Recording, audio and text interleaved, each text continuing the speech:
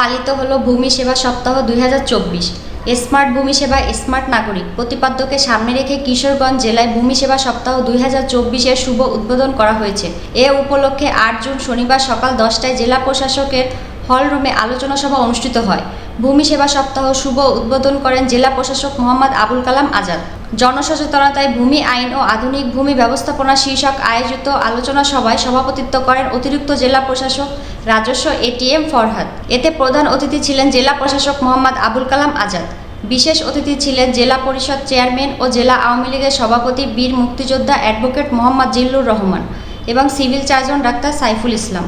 আলোচনা সভায় অন্যান্যদের মধ্যে সাংবাদিক সাইফুল হক মোল্লা দুলু, জেলা প্রেস ক্লাব সভাপতি মোস্তফা কামাল, কিশোরগঞ্জ প্রেস ক্লাব সদস্য সচিব মনোয়ার হোসেন রনি, কৃষক লীগ সাধারণ সম্পাদক আনোয়ার হোসেন বাচ্চু, জেলা ভূমি অফিসার্স কল্যাণ সমিতির সভাপতি মুজিবুর রহমান বক্তব্য রাখেন।